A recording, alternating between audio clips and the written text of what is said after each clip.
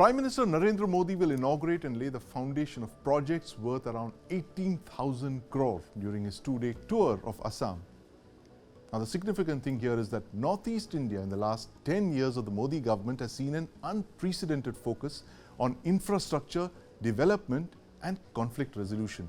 Joining me to discuss Prime Minister Modi's Northeast makeover are Manash Deka of the BJP and my colleague Kartikeya Sharma here in the studio. Gentlemen, welcome to the News9 Plus Show. Kartikeya, I want to start by asking you, the Northeast for several decades, not years, decades, it's been off New Delhi's radar. There are geographical issues there. It's just separated by a chicken neck of territory, 20 kilometers. And it's surrounded by foreign countries. It's way beyond Delhi's radar. There's a security challenge there. When did the Northeast become a priority for infrastructure development for this government? And why is it such a big deal? It's a big deal because Prime Minister Narendra Modi ensured that there is special attention for Northeast. Even the donor ministry was conceived when Atal Bihari Vajpayee was the Prime Minister. So he carried forward the work. A lot of projects were passed during UPA government, certain projects were passed during the earlier NDA government. Yes. Prime Minister Modi completed them. So infrastructure became the priority. Prime Minister visited Northeast for more than 60 times. He made ministers stay there for days, so it did not become a sort of a Northeast Sajan that people would go there and come back. He made them stay there and understand it. Fourth and most important thing, he ensured that the entrepreneurship is encouraged. In Meghalaya, especially the experiment which were done in the healthcare system did very well. Then you had those border villages which Kiran Rijiju openly talks about, was about national security. That was also a very important thing. Entire northeastern board is being fenced despite the fact that the Prime Minister initiated Look East, Act East politics, but security concerns have overtaken those issues. So, I think nimble-footedness, working on multiple front, putting Northeast at center stage, not through news or not through some agitation, but by ensuring that the developmental process reach there. And it is for this reason you have a train link to Manipur. Right. Dimapur-Kohima national highway or the state highway was such a torture. I had covered election. I used to stay in Dimapur and then travel to Kohima. It would take me more than 3 hours. Right. It is not even 100 kilometers, more than 3 hours. Right. And now, you have a road. Yes. So people don't understand that in Northeast, there was a systematic corruption. Yes. There was a road on paper, but the people wouldn't build roads. It would get siphoned off. So all you had, it was like Congo, Yeah. You had a dirt road. Right. So I think Prime Minister very diligently tackled all those issues. Right. And I would say that is making Northeast tick. Yeah, that's making Northeast tick. And Manash, how are these projects kind of played out on the ground? The BJP's unnerving focus on the Northeast, especially with infrastructure projects. This region, as Kartikeya just mentioned, you had dirt tracks there. It would take you hours to reach any part of the Northeast from one part to the other, and it was a military issue as well because you could not move men and material at the speeds at which you can do now. How is this played out on the ground now, Manash? How things changed in the last 10 years? Okay, thank you for inviting me to your show. Let me explain from the very beginning how the whole journey started. If we see the Northeast, it was facing problem not from today, it was facing from the independence time. Right. So when NDA came in during the Atal Bihari Vajpayee time, he started the donor ministry. That was the milestone of the development of the Northeast. So when Prime Minister was having various responsibility in the BJP party, he traveled across and in and out of the northeastern region. Right. And he knows the pain of the people, where people are lacking, where infrastructure is lacking, and what are the areas things need to be done. So if we see from 2014 onwards, the development of Northeast, the actual development of Northeast have started. So Honorable Prime Minister, as you know, he will be visiting 8th and 9th on Mars tomorrow. So he will be having a plethora of developmental projects for our region. I'll give you a few brief idea what are the different development projects he will start. Right. For example, he will be unveiling the 125 feet statue of Bir Lassit Barphukan, which is, it will be known as Statue of Valor. Right. He is the hero of our India. Number one. Then number two, Honorable Prime Minister will be distributing, it's a record also, I'm telling you, Yeah. 555,555 Right. Pradhan Mantri Awas Gramin beneficiaries. Yep. Right. He will also be dedicating the Tinsukia Medical College. He will be having a medical college in Shivsagar. Then Yes. he will be having around 3,000 crore. There is a pediatric adult center also he will inaugurate. Right. Yes. Absolutely. But Manash, the most important thing, here in Delhi, what we're looking at Assam very closely is the fact that the Prime Minister is inaugurating a chip plant, the TSAT plant in Morigaon. And I, in fact, have Anurag Awasthi of the Indian Semiconductors Association. Anurag, welcome to the News9 Plus Show. Tell us why this semiconductor plant is such a big deal for Assam and, why it really puts the Northeast on the semiconductor map of India. Thanks for inviting me over, Sandeep. Can you hear me? Yes, loud and clear. Wonderful. So, when you look at the Northeast, we have to look at a couple of very important things that, Northeast is primed for development of the industrial parks, so Right. to say. There is a tremendous potential in the Northeastern region for trade, business, as well as industries. Right. And that's a region which has generally been left avoided or, has not been addressed for a very, very long time insofar as the industrial infrastructure is concerned. Now, in addition to that, you were just speaking in terms of the connectivity and various other issues which hinge on security aspects and all of that. When you look at it, as Robert Kaplan says, it's the revenge of the geography. Yes. I mean, you look at Assam, it is strategically located and it's actually reaching out to the wider ASEAN region. Yes. Just look at it. It's abundant in natural resources, Right. energy. Look at Right. the kind of hydel energy which is available in the northeastern region, especially in that area, and human capital. See, the labor at the end of the day is on a lower cost as compared to the others. Right. And when you're looking at, other TSAT coming up there, Yes. just the assembly and packaging plant, Right. you don't require too much of, trained manpower insofar as, high-tech manpower which is concerned. Yes. So it is available. So human capital is available. Then Right. there's connectivity. It's well connected. And of course, then it has a large amount of, shall I Yes. say, academia infrastructure. Yes. It has Yes. IIT Guwahati close by. And, a lot of people may not know, Sandeep.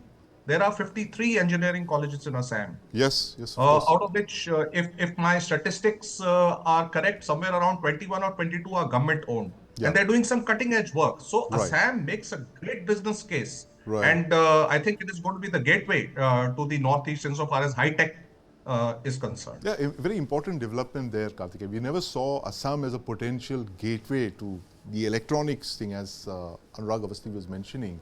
But, there is also the elephant in the room. The violence in Manipur, right? That seems to be the one dark spot on whatever the government has achieved in the last decade. More than the central government, I would say that it was responsibility of the state government. Yes. I would see Manipur from the context of Biren Singh's mismanagement. It was not at all, I would say, in fact, I have covered it, central leadership was completely taken aback by the Right. development. Right. And even in Manipur, I would say that, yes, there have been problems, but if you compare it with other insurgencies, for Yes. example, the Nelly massacre that took place, or Right. the Bru displacement that has taken place. Right. I'm not trying to justify anything, but I think roughly 200 to 300 people have died. Yeah. But in Northeast, you had violent episodes in which thousands of people have died. You had to use Indira Gandhi had to use Air Force. Yes. The riots which took place in 1980s when Rajiv Gandhi was the Prime Minister, Right. and Assam Gan Parishad was in control of the state government. Those were different dimensions. The entire Right, state right. was shut down. Yes. There is a divide which has taken place, but I think it requires working more at a state level. But I would again like to re-emphasize that what has Prime Minister done? Prime Minister has simultaneously, and I'm not saying this because today Prime Minister went to Bakshi Stadium. Yeah. This exclusivism, Yeah. Kashmir and Northeast need to be treated in an exclusive way. Right, He absolutely. broke that paradigm. Yeah. And why I say this, you have Article 371 A, B, C, D, E, those are different issues. But Prime Minister ensured that the measures which are being taken in central India, North India are being implemented. I said, for example, in Meghalaya's healthcare system, or the border villages, or for example, investment infrastructure which spurs growth, connectivity. For example, in his first tenure, Prime Minister Modi organized DGP conference in Guwahati. Yes. It was the first time it was taken out. So it went to Guwahati. He took it to Northeast. Ministers being made to stay. So there's a concerted effort on part of Prime Minister Modi to ensure that imagination of Northeast is not exclusive to the imagination of large India. It is integral to India. It's integral to India. In fact, I have Rami Desai here joining us on the line. Rami, welcome to the News9 Plus Show. And you know, the point that Kartikeya just made, the fact that the exclusiveness of regions, the border regions, sensitive border regions like the Northeast and Jammu and Kashmir have kind of they've taken a back seat in the sense that they've been integrated into the mainstream India. How do you see this playing out in the last decade or so? What do you think are the challenges in the years ahead? Well, good evening to the both of you. And as always, you know, I'm so appreciative that your channel always follows up on the stories of the Northeast. Now, that's Kartikeya who's been doing an excellent job in tracking the Northeast, bringing the Northeast to the mainstream. And he can take singular credit for that. Thank you. You know, but it is very important to note this because I have been following the Northeast since, you know, the last, I don't know, over a decade, you know, since 2007, 8 and before that. And, you know, I have, and I consider myself very lucky because I have this privilege to be able to see what it was, what it became and what it is today. And, you know, hopefully, you know, the potential that it has in the future. And that goes across all spectrums, you know, the kind of security initiatives that have been taken, you know, keeping in mind not just the security of the Northeast, but, you know, how integral the Northeast region is to the rest of the country. Therefore, national security, you know, we can't really compare it to Jammu and Kashmir. Jammu and Kashmir has always been at the forefront of media attention, of, you know, sort of diplomatic conversations because, you know, there was Pakistan involved, there was Jammu Kashmir, you know, involved. And China, of course, And China, and of course, you know, the West had vested interests in these regions. So, you know, there was that kind of interest in Jammu and Kashmir. Unfortunately, the Northeast, which has larger, more complex borders, then even Jammu and Kashmir was completely ignored, you know. Now strategically also it was ignored because, you know, this gave them the space for a lot of international invested agencies to do what they wanted to on this playground that nobody was paying attention to. But what it also did was, you know, it just was seen as so complex because the Northeast, because of the kind of prolonged ignoring of the region that has happened since colonial times, that nobody knew much about it. So it was intimidating. You know, there were all these ethnic tribal communities. It was seen as a very exotic kind of region, the way it was during the times of the British, I guess. But you know, I must, you know, interject here and say, you know, exotic was for the British. Exotic wasn't for us, you know. Not at all. For us, this has always in our civilizational imagination, you know, always been a part of our imagination, not just the Northeast, but beyond. You know, it was because of this alien lens that was applied on that it became exotic, that became so distant. If you look at geographically also how it's been cut, and this is again by the British, who were the worst cartographers in the world. Wherever they've drawn a boundary, there's been a problem. Look at this chicken's neck. You know, the 22-kilometer ill-imagined landmass that joins, making again communication, travel, logistics so much more difficult. Again, you know, that ties into the whole argument of why, you know, that answers why the Northeast has always been not just psychologically, but geographically distant from us. You know, so now all of this has played out into what changed in 2014. Now, 2014, what really happened is, and you know, this was not suddenly something that the government envisioned just as they got power. Because I was in these areas, I lived in these areas, I have traveled to some of the most conflict-ridden places and lived there. I realized what had happened was that the BJP had always been working towards making the Northeast an integral part of their future plans. Streaming on News9 Plus. News is now content. Subscribe and get free vouchers.